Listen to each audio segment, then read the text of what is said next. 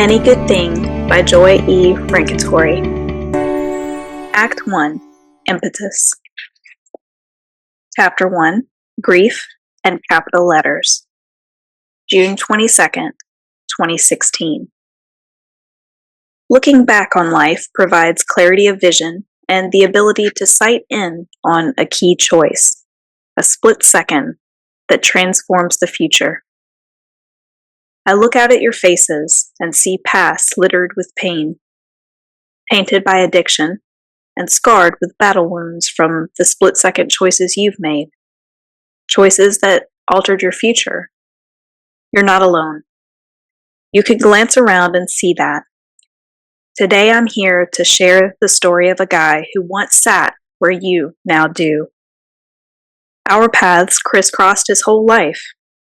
He was born 12 days before my daughter, and they became best buddies in their playpens. They grew up together and away from God until the day a tragedy sent them in opposite directions. Her on her knees, him to the bottle. That impetus struck on his 15th birthday, March 20th, 1999, in his nearby hometown. I drove him into this mission. I held his hand as the poison fought to keep its grip on his body. I prayed over him from the moment he came to me for help, and through each battle he faced after he walked out those doors. See, the choices won't stop. The destructive ones often wear disguises, but they have one intent: to destroy. To stop you from being more, having more peace, joy, hope. That's exactly how it happened for him. Across from these choices lie lessons. Some come easier than others, and some are never fully learned. The ones that kept eluding him were true sacrifice and acceptance of forgiveness. Trouble is, they're the most important of all. This is the story of Jack Calhoun. March 20th through 21st, 1999. Some places and times demand capital letters. March 20th through 21st, 1999. Some places and times demand capital letters for their importance to life's grand scheme. When spoken, the word's importance passes through the speaker's tone to the knowing listener's ears. The clearing was one of those places. It had long witnessed parties, fights, loves, and losses. This field stood as a rite of passage for every Bellum-born teen. Bellum, Georgia, exemplified small-town USA. Native teens knew the art of amusing themselves. They had big tired trucks with hunting rifles hanging in the rear windows and mud pits to spin out in. Vices came in the forms of tobacco, along with enough peppermints and spritz to hide it from parents' disapproval, and magically appearing liquid courage in all its forms, from Boone's and Bud on up to Jim and Jack. Late nights in nature made for early mornings of hiding from damnation in straight-backed pews. Leading into one of these twilight trysts, the sun wafted away for its mysterious nightly brigadoo, washing its conscience of the night ahead in the horizon's sea. Far below, thick clouds of dust whirled around a rusty pickup. As of that day, Jack officially shared the ancient vehicle with his mom, though he'd been driving since his feet could reach the pedals. The hardship license he'd get in a couple weeks was a formality. No one blinked at a pre-licensed boy driving a truck. Old Mr. Cloud's hayfields rolled past. Dirt settled on the rutted and hole-laden road behind Jack. The clearing lay ahead on the left, and the teen slowed to turn into this evergreen field. Usually bare, the field resembled a used car lot. Dotted across it rested a mixture of shiny vehicles, hand-me-down clunkers, and more trucks than you could shake a stick at. Jerry and Stephen rushed him before he'd even parked. "Jacko!" The party had already started for the brothers. Of course, determining when they officially reached 2 sheets to the wind was easier said than done. They were juniors looking for a fountain of youth to avoid adulthood. "We got ourselves a birthday boy," Birthday boy's here, ladies. Jerry, beer can dangling from his hand, tossed an arm around Jack's shoulders. You're drinking with us tonight, man. No saying no this time, Stephen commanded with a couple of oddly placed slurs. His jet black hair hung in a signature bowl cut. Y'all have each other to drink with. I'd only leave you less anyway. As the good time, a last name they chose to live up to, brothers, howled at what was to them a great joke, a group of girls sashayed over, led by Leslie McKay, Bellum High's cheer captain. They each wore the official Bellum Bells uniform, skin-tight jeans and V-necks. In a few weeks, they had switched to halter tops and Daisy Dukes. Happy birthday, Jack! Rachel Burns had been friends with him from birth. It was an inevitable bond since their mothers were best friends, until Carolina Burns' death when the kids were only 12. Their relationship had been heating up since the winter formal when they spent a little alone time in a supply closet while a medley of Bon Jovi ballads set the mood. Rachel planted a not-so-subtle sign of possession on Jack's lips as she wrapped her arms around his neck. She slid her hands down his chest and stomach until her fingers latched onto a couple of his belt loops. Preacher's daughter in pearls and curls on Sunday morning, Rachel was all heathen on Saturday nights. Jack had leaned in for a deeper kiss when Jerry and Stephen pulled the couple apart. They ushered Jack past the makeshift parking lot toward a raging bonfire at the edge of the mud pit. Pick your poison, brother. Jerry pointed to a massive ice chest, no doubt stocked by the brothers' dad. Jack had always said no, but he'd tasted the alcohol on Rachel's tongue and decided it was time to say yes. To heck with his old man. Maybe he died drunk in a ditch, or maybe he just ran off with a shorter skirt, and Jack's mom spun him a tale she could live with. Even if his dad were a hopeless drunk, that didn't mean he'd be one. Jack grabbed a beer, tapped it before pulling the tab, and took a man-sized swig. The bitter taste slid down his throat as he fought off a coughing fit. Jerry slapped him on the back and bumped their cans together. Midway through his first beer, Jack felt flushed and decided this could be the best birthday ever. Midway through the third, he was invincible, and the world was his for the taking. I'm master of my sea, y'all. I'm gonna get the hell out of this dead end as soon as I can. Philosophy flowed as quickly as the drink for Jack, and he proclaimed a new order, flipping the dirty blonde pseudo-bangs out of his eyes for the umpteenth time. Rebel yells of agreement, a redneck version of the Hallelujah chorus, rose up around him. Someone tossed more broken furniture on the bonfire, followed by the rest of the lighter fluid. Flames shot straight up higher than the surrounding pines. Curses issued from a couple of girls standing too close. They pushed on the chests of the guys who fed the fire. Stumbles and laughter, another round for everyone. Out of a dense cloud rising on the road near the clearing, a rumble emerged. State lines here. Jerry needed no further words. Everyone knew the guys from the neighboring town, even smaller than theirs. Sworn rivals on the football field, kids from opposing sides continued the grudge away from the uprights. Ryan Newsom spun his straight-from-the-assembly-line Camaro around before parking. Tall, with a slender build and stringy hair brushing his chin, Ryan ruled his town and dreamt of a county-wide takeover. His daddy was certainly rich enough. That's what happens when you make a deal with the devil and acquire every gas station in a 50-mile radius. Ryan was the kind of kid everyone feared, but longed to be closest to. 4 more vehicles rolled up after him, their passengers dutifully following their master. Once he unfolded himself from his new ride, Ryan sauntered over, a derisive grin lifting one corner of his mouth. So, this is how you big-town hicks live it up, huh?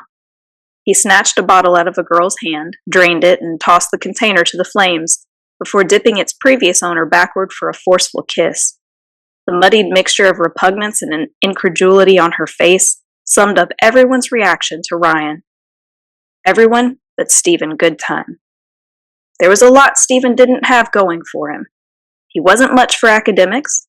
His brain couldn't seem to wrap itself around facts and dates.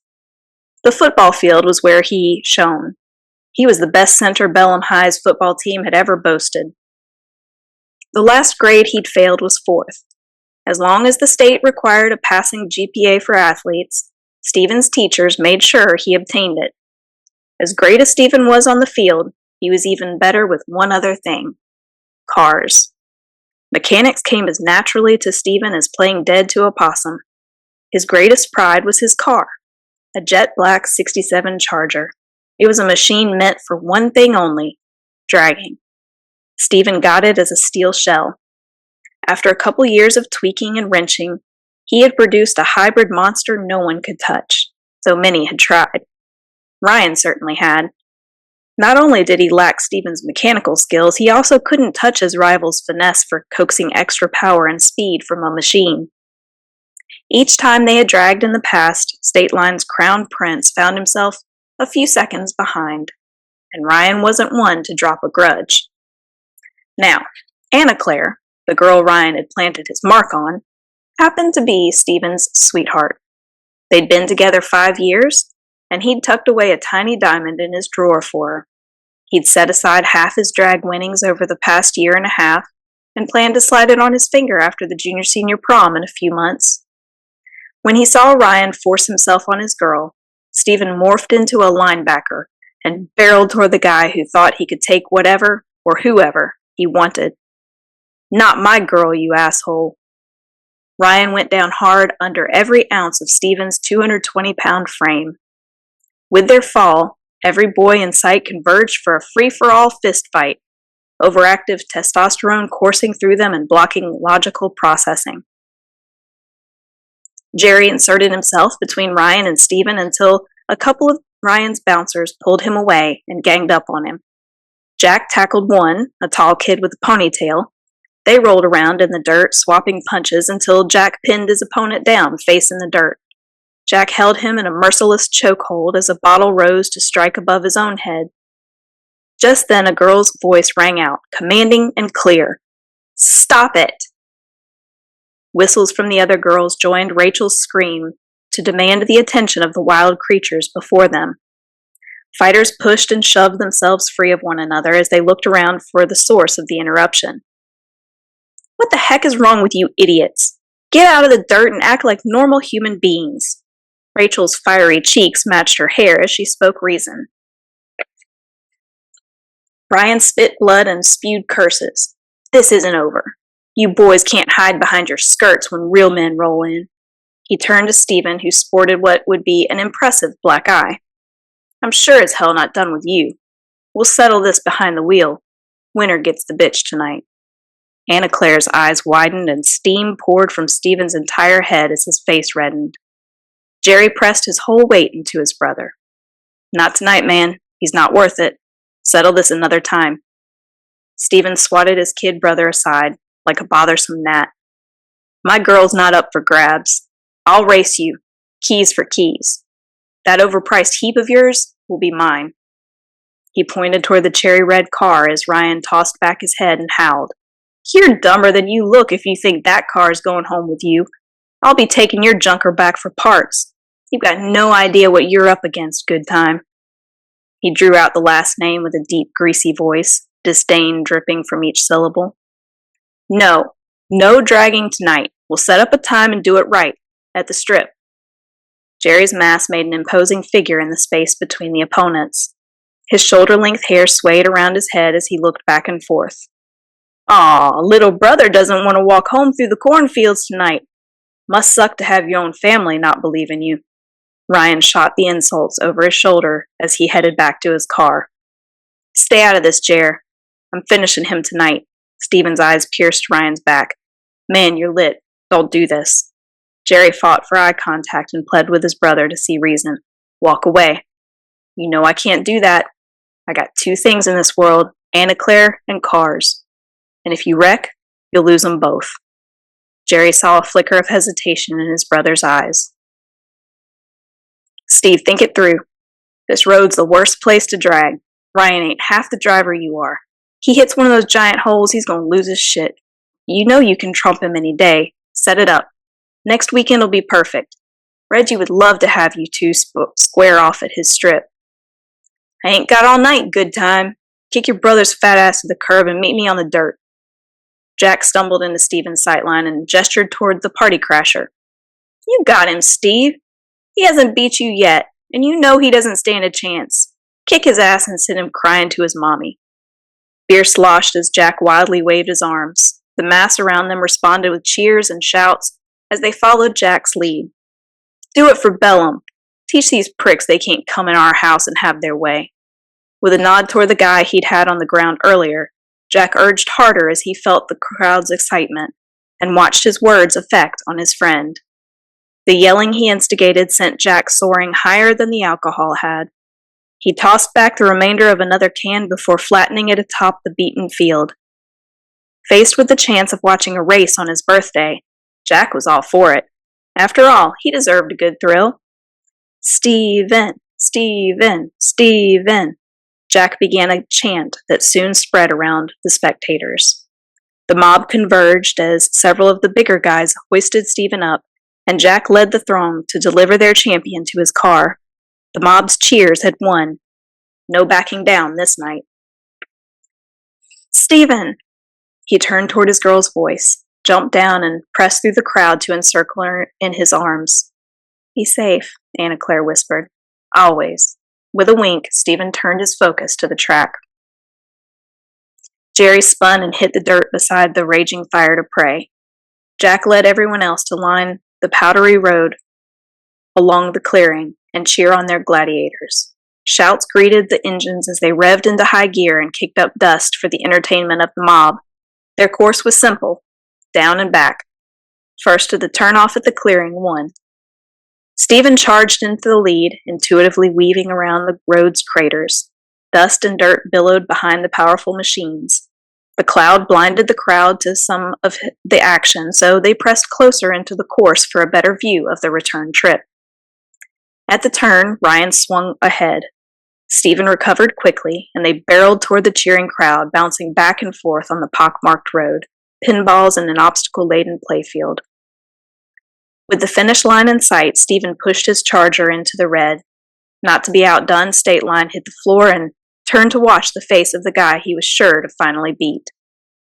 Ryan never saw the gaping hole waiting to flip his tire. Cheers and shouts ceased. Silence swallowed the air along Bellum's countryside as the space filled with flying red and black blurs. Like a pinball whose momentum collides with a slingshot, the Camaro flipped into the Charger, sending both soaring in opposite directions. The instantaneous slow motion pressed pause on the teens' lives and scrambled the tape before hitting fast forward. Metal scraping and grating shredded the deafening silence. A car slammed to the earth as easily as a ragdoll in a toddler's rage produces aftershocks guaranteed to reverberate long after the debris settles.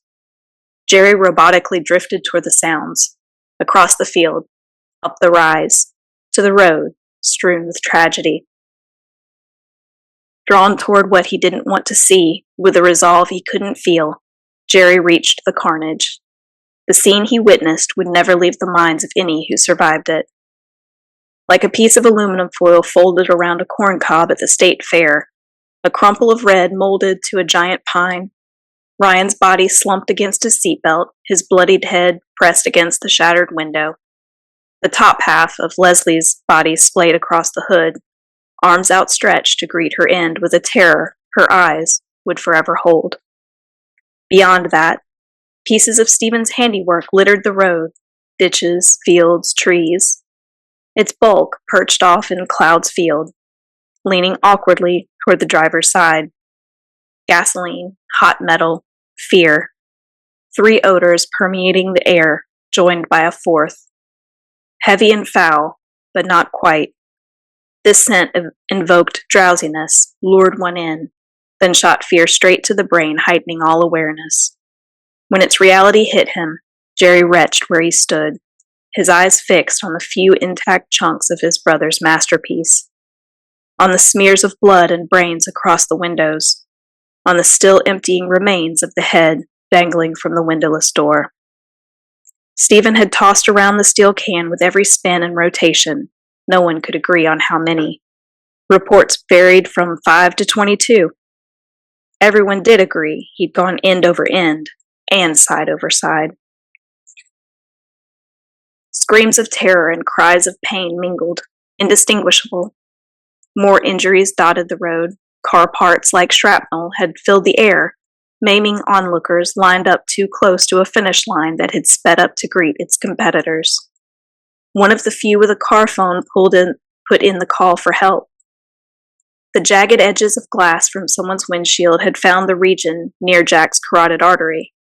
In the seconds after he felt the searing sting of its cut, but before he succumbed to darkness, he thought back to the taste of Rachel's lips, the sound of the beer tab popping, and the invincibility the heavy liquid brought. He needed more. Rachel knelt in the road, uttering prayers of repentance for herself and intercession for the life in her hands as she attempted to keep the blood from spilling out on either side of the glistening chunk of glass. She breathed only when the sirens released the dam on her tears. EMTs took charge and rushed Jack away. Once Rachel comprehended that he was out of her care, she mechanically turned. She and Anna Claire locked eyes. I held his blood in. The cut was deep on his neck. That's bad, right? I mean, the neck. That's bad. Rachel held out bright red hands. The sticky air dried them to rust as the reality of the split-second alteration to their features numbed her to her core. I was going to tell him tonight, Anna Claire whispered her secret as shock dried up her tears. I'm pregnant. The race crowd's shell shock followed them to Belém Medical Hospital. The church bells tolled midnight, though no one in the lobby heard them over the shrieking of grieving mothers and the profanities of Ryan's father. A tornado of hate and self-importance, he raised hell with every staff person he encountered before following a stretcher to a waiting chopper. Silence settled as news spread through the waiting family and friends. The coroner brought back 2 kids who would never see adulthood, Stephen and Leslie. Life over. Bobby Lee had a jagged exhaust pipe sticking out of his gut. After 3 codes in the ambulance, he'd already bled out by the time they arrived. 2 girls suffered head injuries from flying debris. Susan lingered in a coma for a few days after her transfer to Atlanta. A doctor there finally called her death at 9:03 Wednesday morning. Beth Ann endured stitches all over her face. Belém Medical wasn't a tempting enough post for a plastic surgeon, so she would carry visible scars of that night. And then there was Jack. With blood seeping from his wound, Jack had been too unstable for a transfer. Dr. Harvey bowed over him for hours. He stopped the bleeding, irrigated the gash, and painstakingly sewed up the giant wound, running diagonally from just beneath his chin to his chest. Most small-town surgeons didn't get the chance at a save like that. Of course, most hadn't stitched guys back together in battlefield conditions either. It wasn't pretty, but Jack would get his life back, and a giant scar to remind him of what he lost, as if he could ever forget. Rachel cried on her dad's shoulder in the upstairs waiting room. She broke in the midst of the horror that night and reached for the only absolute she knew, God. She preached her dad a sermon of God's forgiveness, as she asked for his. She shared her fears for Jack and her resolve for a new life. Reverend Benjamin Burns felt his heart tighten at her words. When it comes to daddies whose daughters tend to choose the wrong boys, forgiveness doesn't come naturally, even for reverends. Deep in the night, Rachel fell asleep against him, a single tear resting in the corner of her eye. Ben wiped it off with his thumb and kissed her head. He thought about how he'd failed her time and again since his wife had lost her battle with cancer, but he knew God hadn't. He breathed a prayer of thanks that his little girl had been spared and prayed God would do the same for all the kids who'd been out there. Salvation from death, of course, but, of higher importance, salvation for a life in Christ. Jack's mother, Becky Calhoun, sat in a corner. A single mom for most of Jack's life, she was usually alone. The only close friend she'd ever had was Carolina Burns. The preacher's wife had extended friendship to Becky before they even knew they had little ones on the way. Their pregnancies sealed their bond. Smeared mascara and red eyes evidenced the tears Becky had shed previously. She sat then, drawn into herself, eyes fixed on the clasped hands in her lap. Her face carried the resignation of one used to facing life's worst bullets, one-on-one. At 3:25, Becky expected the worst, as Dr. Harvey stiffly strode toward her. "He'll make it." With those 3 words, Becky cried in public for the first time in her life.